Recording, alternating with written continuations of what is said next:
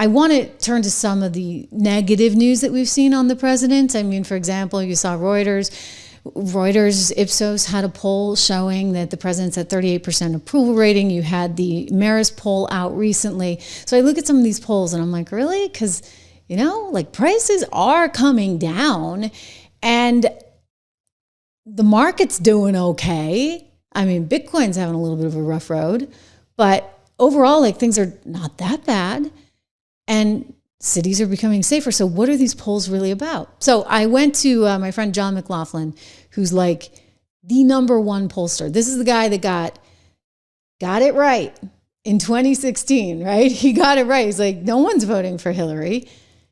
And he got it right again in 2024. So what is it that the liberal media polls keep getting wrong? And what do we do? What do we do to make sure that Trump doesn't have a Democrat Congress that he's got to deal with? Because you know what's happening. Impeachment, and nothing's going to get through, right?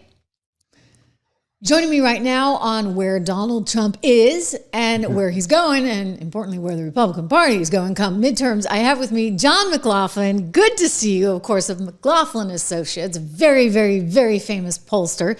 You may be one of the few that the president likes. It's good to see you, John. Trish, it's great to be here.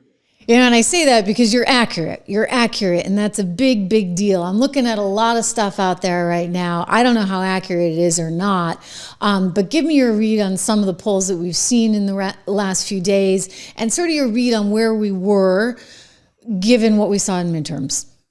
Well, I've been going through this for years because of Donald Trump. And fortunately for me, the president has proven our polls right. Remember the Hillary lock? And I was saying, no, we can win a close race. And then there was the Biden blue wave, and I'm like, oh, it's going to be close again. It was close again, but why do you think? But why is that? Like, why is there such? Do you think there's just institutional bias among so many pollsters that they're missing the forest for the trees? It's not institutional; it's political. I mean, remember when the Des Moines Register poll came out and they had us losing Iowa by 3? And I'm getting phone calls. Susie Wiles, she was on the road with him. She said, you got to do a memo. And I'm like, okay, I'll do a memo. And it was skewed. There should have been more Republicans in it. And there wasn't. I mean, it was short Republicans. And when you did the adjustments, we should have been winning Iowa by at least 6. We ended up winning by 13. So it's deliberate.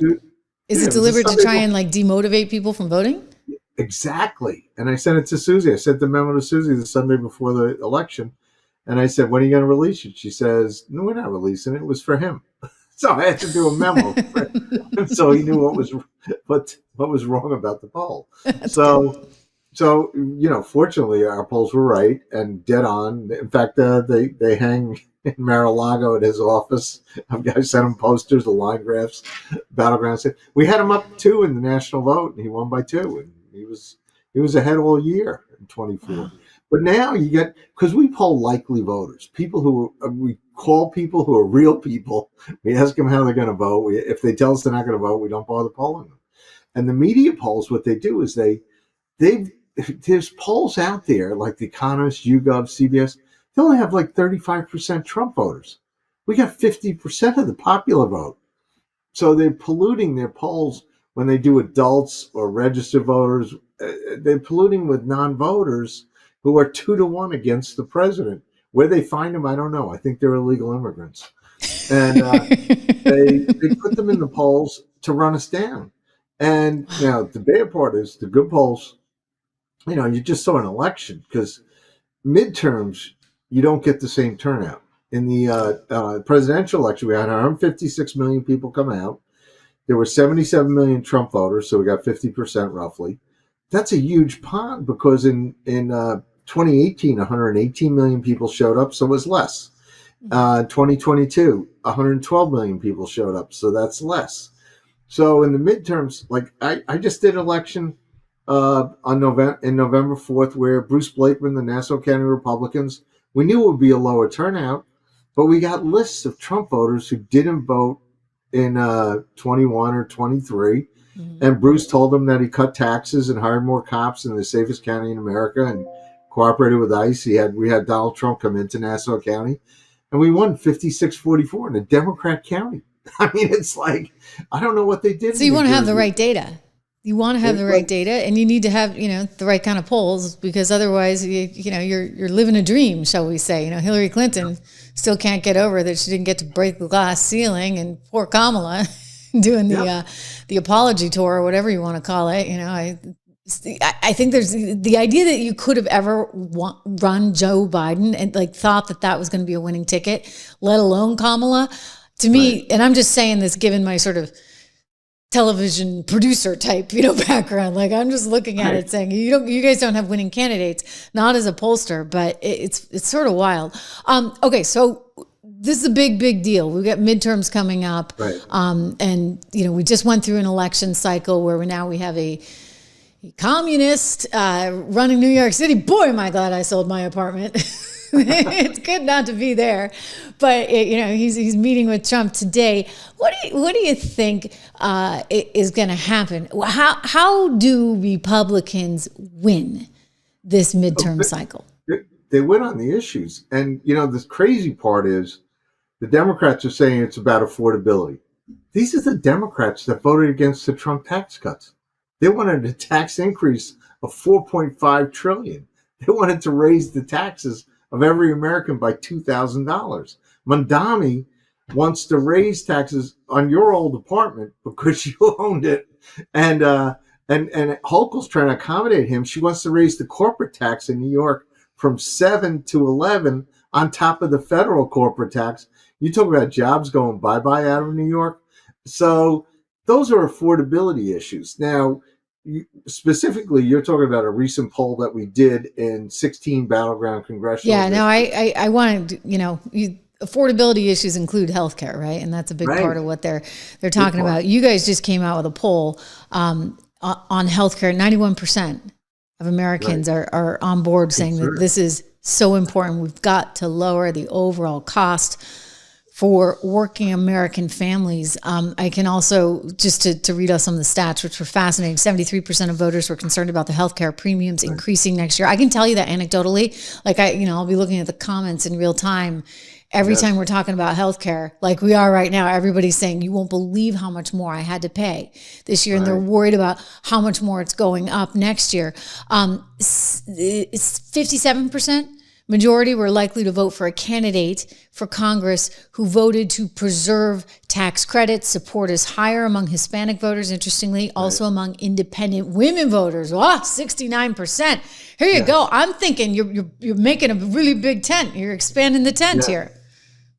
They decide the election, the independent women. I mean, it's like, and Hispanics, it's all the right swing groups. And you're right, because healthcare, food and groceries in the same poll in these battleground congressional districts was 38% top concern. Healthcare was 39%. Same thing. So when after you get done buying your food and groceries and you're upset that, the prices are still too high, you want them to come down more, and President Trump's working on that.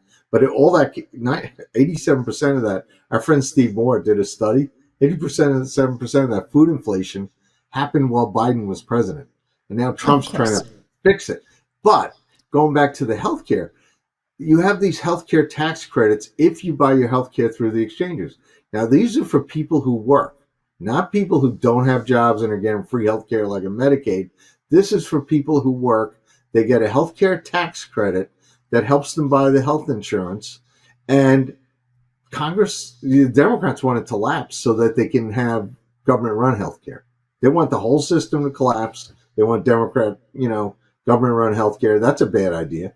So the working people, if you work 2 or 3 jobs and your employer doesn't provide health insurance, you have to try to get this somehow. So you need that healthcare tax credit. So in that healthcare tax credit, we did a poll in June where 77% of all voters approve of this. They think it's a good idea. Now, some people think it should be means tested. President Trump thinks that we should give the money exactly to the consumers and let them go buy the health insurance because the health insurance companies keep charging more. So there's market capitalism, baby, right? I mean, why not give the consumer the power to make the decision? Right. So there's room for reforms, but the way Washington does things, oh, let's just take away the tax credit from working people who pay taxes, who have jobs, who can't afford their health insurance. You can't do that. And that'll be really bad for us going into the midterms. These are our voters. The Trump voters are working class voters. They are people who work. They want their jobs here. They want to be able to buy their own health insurance. So we don't want to. Why hasn't this gone through? I mean, why is this? Why are we sitting here even debating it, given that the GOP has the House and the Senate? Well, because when they get inside the Beltway, people inside the Beltway figure out, how can the government still spend our money but not send it back to us or not help us? I mean, we just went through that. Think about it. The Trump tax cuts got renewed by literally a couple votes. It's scary to me. Right. So it scares everybody when you think about what we had to do with the president. He basically willed those tax cuts. If they had not passed, this country would be in a recession right now. And For sure. In our national polling, most voters don't think we're in a recession. They're still worried about the economy. The inflation is still the top issue. By the way, we had a poll at the end of October. Most Americans want to fire Jerome Powell 59-24 to lower interest rates. So they don't want to wait till May. I think that's actually interesting, because I would have told you most Americans don't quite know who he is, but thanks to President Trump, now a lot of people know who Jerome Powell, head of the Federal Reserve, is. It's really interesting how he's kind of brought people along, and I think educated them on a lot of economic policy. It seems at this point we're looking at pretty minimal inflation, and the potential for some stagnation on the economic front. That one seems like a no-brainer, because the Fed has the flexibility to move there. And when I look at the Fed right now, it's feeling awfully political, which it's not supposed to be, because, it's the middle class, right, that's getting hurt. Hey, if you're wealthy, you're paying cash for your house, you're paying cash for your car, you're not worried about where interest rates are. You've got a way to fix that, but it's the middle class that really gets hurt by that. So he's out there championing this stuff. It's just that we feel like we're in this race against time, right? When you think, John, about all the damage that was done. Yes. And by the way, going back on Powell, in that survey, 33% had a favorable opinion, but 27% weren't favorable. They know who the guy is, and they think he's sabotaging the economy. So they want interest rates to come down. And if interest rates come down, it makes the federal budget a lot easier to deal with, because you don't have to. And then you got to deal with this health insurance. When you think of the average person, pollsters, we talk to real people. When they tell you what their real concerns are, they'll tell you that it's health insurance, their cost of premiums, medical bills. Those are their real fears, and particularly women. Women are more likely to be. They're the ones who deal with the health insurance, and they're the ones who pick the doctors, and they're the ones who have to pay the bills in the household. And when we created back in 2015, 2016, when we were building the Trump coalition. In fact, at one point in 2016 in the summer, he says, how are we going to win? All these polls have me losing to Hillary. And I said, you're going to max out the anti-Hillary vote. You're going to take votes out of Gary Johnson, the libertarian who was running. He had 10%. And then we're going to bring new voters in. Millions of new voters came in. And I said, they're working class voters who didn't vote for Romney, didn't like the guy, thought he would fire them. They had lost their health care when their jobs went to China. And they want you because you're going to be their blue collar billionaire. And those voters we're looking at right now to win the midterms, the voters that we identified then that Trump knew in his gut, and we identified in our polling for him, they're the ones that we had to bring back. And this basically, the survey that we did for Americans for Balanced Budget shows that if we don't take care of them with these healthcare tax credits, that they can afford their healthcare and have peace of mind, they may not show up, or they may vote for the Democrat, because in the generic ballot in these 16 districts, when we asked them if the Democrats vote for this and the Republicans don't, they would go for a Democrat 51-41, and that's in a district or in a set of districts where it's +4 Republican. So don't take the Trump voters for granted. Don't take the working class voters for granted. Figure out a way to solve their problems. Yeah, it's some very good advice, frankly, that all of these candidates should be looking at. I know you also spent some time on 16 GOP held districts, and it could be that this would be the issue ultimately. Do you think that makes or breaks them? It could be. I mean, it would give the Democrats, if the Republicans don't get a solution to this, the Democrats would have a wedge issue. And you just saw, what happened in New Jersey and Virginia. We don't need to give them any more wedge issues. In fact, if anything, they should be running. We should be the ones going after them. I talked about my suburban New York clients. Mondami had a 69 unfavorable. He was in all our ads and mail. I'm sorry, say that again? In Nassau County, where the Republicans swept everything in a Democrat county, Mondami had a 69 unfavorable in the last 2 weeks. He was in all our mail. He was in all ours because he was for cashless bail and he's for higher taxes. Two things that voters don't want. So we basically, we ran at the Holcomb Mondami Democrats, and Bruce Blakeman, who's now thinking around for governor in New York because of those issues, is we won big. And we carried everything. But I think Kathy Hochul's going to be really vulnerable in New York for sure. I think definitely vulnerable because she's a little too aligned with the comrade, shall we say. Americans for a Balanced Budget, I love what they're doing with you. So thank you for this information in this poll. StopHealthcareHikes.com. I'm going to put it up on the screen because I think it's worth people knowing if you want to get involved even on the grassroots level in some way, shape, or form, or just learn more about it, you can go over there to StopHealthCostHikes.com. Important stuff. John, it is good to see you. Trish, great to see you again. Great to be on your show again, the podcast, and keep doing well. Thank you.